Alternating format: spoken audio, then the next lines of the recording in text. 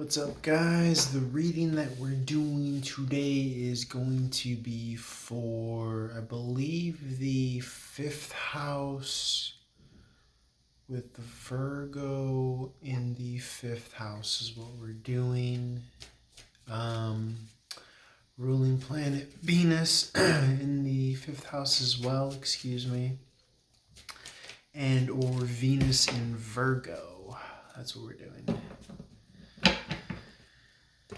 So that's what we're doing the reading for.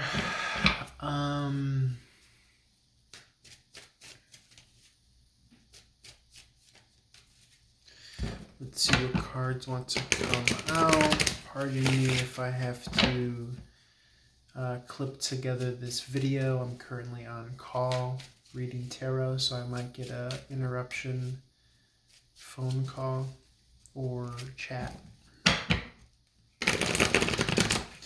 Guys, if you want to reach out for a one-on-one reading, feel free to hit me up on a social media website, in my DM, or all my other contact info is on the website link below.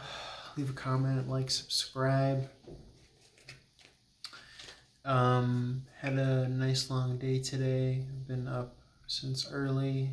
Went on a hike that turned into a run. It was my second workout of the day. Ate some good pizza. So yeah, just doing a little late night tarot. It's about 10 o'clock here, PM, LA time. But at the time of this recording, let's jump right into it. For Virgo in the 5th house as a part of the astrological planetary houses reading that I've been up to. And I think after that I'm going to do a love and money reading for Pisces, which is pretty cool. But for now, we're talking Virgo in the 5th house. So check your astrological chart and see if you have Virgo in the 5th house, or Venus in the 5th house, or Venus in Virgo at the time of your birth. Let's see. Spirit of gratitude, joy, love, and light, highest possible messages. 8 of Cups in the upright. Someone is walking away from something. 8s are about new beginnings. Cups are about emotional happiness. So yeah, you could be starting a new adventure in a new direction there. Maybe even sadly moving on. You see the Moon card here is kind of lamenting. King of Wands in the reverse. This is a happy ending with kindness and compassion and warmth. In the very least, that's what's being advised here. 3 of Cups in the upright is maybe a third-party situation even. Could be a third-party situation. It's typically a fun, happy energy. 2nd and 3rd chances here. Maybe you gave someone 2nd and 3rd chances, and it was enough, and now you're walking away. You're trying to keep your cool about it. Queen of Swords in the upright. This is the ability to kind of be off with their heads. Okay, but you're wanting to be the bigger person here and walk away. Knight of Cups in the reverse is watering yourself with self-love and happiness. That's going to attract to you a brand new relationship here. Okay, Wheel of Fortune in the upright. This is all about growth and abundance. So very lovely, very lovely, very lovely. We have the 7 of Cups here. This is options for you. Okay. Just a little advice, not to rush into something. If you really like someone, give it a chance to get to know them and see how you guys interact. Take things slow. It'll be worth it. Anything else, Spirit? Anything else? Yeah, you want to focus on that harmony and happiness. It could potentially lead to marriage. What are you freeing yourself from? What are you freeing yourself from? Could be financial dependence on someone. Okay. Financial dependence on someone. The Four of Pentacles is focusing on your stability. So looking at your situation from a higher vantage point. Okay, we're usually able to do that when we're not bogged down in our biases, in our condition, in our emotion, in our conditioning, I should say. Okay, our prejudices or stigmas, or even in the thinking, worrying, analytical mind. Okay, sometimes our energies want to fall into the realm of worrying, not trusting. These are all negative conditions, forms of conditioning that we've kind of been pre-programmed to be predisposed to. So you have to keep that in mind. That's not really you. That's not your essence. It's not your true self. If you're in this worry mode, suspicious, not trusting. One of the forms that, one of the mantras that I like to say in a situation of feeling like you can't trust or there's like lack of patience or time. I like the mantra of abundance. Okay, I like that word. Okay. Also, if you just say the word trust, or you know what I'm saying, you could kind of call it out from a higher vantage point and provide yourself energetically with that which you need in the moment in which you feel like you're lacking something. That can be very beneficial. Seven of Pentacles in the reverse is feeling like something might not be growing in a timely manner. Offset with the Four in the upright, that's left as the Three of Pentacles in reverse. So again, more of a third-party situation, leaving a third-party situation, probably or possibly. The inability to practice skill or craftsmanship. So it doesn't have to be a relationship. It could be a business association as well, some sort of falling out. Hence, typically, that's a easier position to kind of not burn bridges and leave in a kind manner with the King of Wands in reverse. You got the Page of Pentacles in reverse. I think there's a temptation to want to leave without communicating. But again, I'm getting the sense that you're going to want to, not necessarily put a roadblock between the two of you. And then if you leave on peaceful terms, again, whoever sees this, feel free to apply it timelessly when you resonate with it, come across it. Sun in the upright. That's that fifth house. That's really being able to enjoy the virtues of the fifth house. Virgo brings an analytical aspect, highlighting the fifth house of romance, love, play, creativity, fertility, a childlike spirit, joy, self-expression, drama. Or if you're nasty, I could say that fifth house is the house of magic. Basically, it's where the magic happens.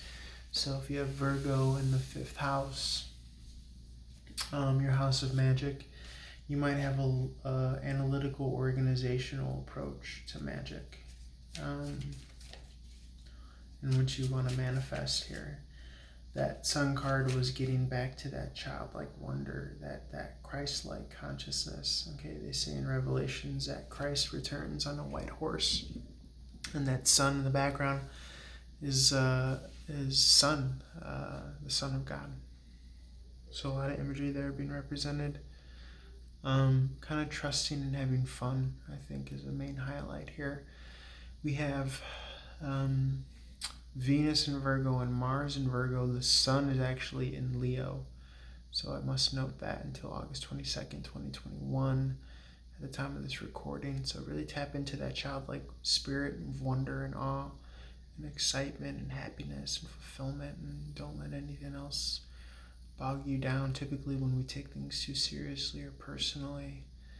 But the older you get and the more mature you get in life, you're able to kind of pick out what triggers you, and you can kind of fill in those triggers. Okay. Let me see, what else do I want to say here about Virgo in the fifth house? an analytical approach to love and play and romance, and it's just like an organized approach. What else can I say? I recently found out that Virgo is representative of the Virgin Mary, and Leo is representative of Christ. Christ. So you might be trying to use your feminine energy to tame the kind of freewheeling, childlike nature, so as to kind of harness that Christ consciousness within us all. So it comes from the heart, right? They said the kingdom of heaven is within. It comes from your heart. So remember all those good values and virtues. That's not coming from the mind, it's coming from the heart. Okay. So keep that in mind. Also, we mentioned that this would be kind of representative of Venus. Mercury. I've been saying Venus this whole time. I'm so sorry. My apologies if you're up until this point still listening to the video. Virgo's ruling planet is Mercury, not Venus. I think I had Venus on the brain from all the other planet alignments being in Virgo. But Virgo's ruling planet is actually Mercury, so thanks to the person who was correcting me on the other side of the video watching. They're probably screaming in their room. I see ya. In any event, so Mercury being the ruling planet of Leo, Mercury being the ruling planet of Virgo in the house of magic. So you might be somewhat of a manifester, or at least that could be one of your specialties. As above, so below is the Magician card's credo. That comes to mind when I think about Virgo communicating from the ether to the ethereal, to the earth, from the ether or the ethereal to the earth, to the physical. That being said, Mercury is currently in, so if you have Mercury in 5th house, that's what this reading would be for you. Mercury is currently in Leo, which is so crazy that I'm doing this series and I keep on finding current planetary alignments to match this series, so it's very apropos that these are all kind of syncing up. It's a synchronicity essentially. But Mercury actually is in the 5th house of Leo until August 8th. So apologies if my eyes look crazy. They're just a little tired. And I got the light looking crazy too. So, but you guys know me already. So we have Mercury in Leo right now. So this reading actually is way more current, modern, and apropos. It's real time happening. Mercury is in Leo until August 11th at the time of this recording, but feel free to apply it whenever you come across it. I said that already. Mercury, the planet of communication. Okay, what are you divining? What are you divining from the highest of highs? In the house of Leo. Okay, so special emphasis on communicating love and romance in a playful, joyful spirit. You're going to have an extra boost there in your communication. You're going to be able to communicate those kind of aspects of Leo. But in particular, if you have Virgo over your 5th house, then you might have like a very kind of awesome synastry going on here. And then on top of that, you're going to want to look at your planetary alignments. But for all intents and purposes, if you have Virgo over your 5th house with Mercury in the 5th house, it's going to be pretty badass. So share the wealth, share your gift, share your manifestation. May it be coming from a place of heart and love and positivity and all that good stuff. So yeah, there's going to be a very analytical approach as to how you communicate that kind of childlike spirit and wonder and romance and playful way, or in the very least a very organized, earthy approach, practical approach, but still fun, getting it in nonetheless, however that might be, or whatever that might be for you. Let's see, we said Virgo over the 5th house. We talked about Mercury being in the 5th house, and we talked about how all three of those align and help each other out. And now, just speaking in general, if you have Mercury in Virgo at the time of birth, it's going to be in its home sign, that planet, so it's going to feel comfortable there. As far as what you communicate and how you communicate, it's going to be very organized and concise, which is great and very clear in communication, and maybe even thinking as well. Okay, so you could be thinking about planning fun ways to enjoy the rest of the summertime, things of that nature. Mercury rules intellect as well as communication. So that sounds like fun all around. I mean, the Sun card was the last card to pop out in your reading. Very apropos. I always approach these readings as if like they're not current or modern, but this is actually very fitting to whoever's watching this. And feel free again, even if this doesn't apply to you, it applies to all of us now. I'm looking at the planetary alignments at on my laptop. So very cool, very cool. All thanks to the highest of highs. Yeah, I mean, the Sun card, this is relaxation, vacation, all that good stuff. So I think a lot of good things to come, and just kind of take that positive momentum into the holidays. But yeah, so I think I'm going to leave it there. Let's move over to, I think the next reading is going to be Pisces, love and money. So check out that as well. If you're into that, or even if you're just a cross watcher, feel free to check that out. I might go put some Visine in my eyes because it's been a tired day, and I might change the lighting too, so look out for that. Alright guys, leave a comment, like, share, subscribe, follow, share content with those that you think might enjoy this, and love you guys. Peace.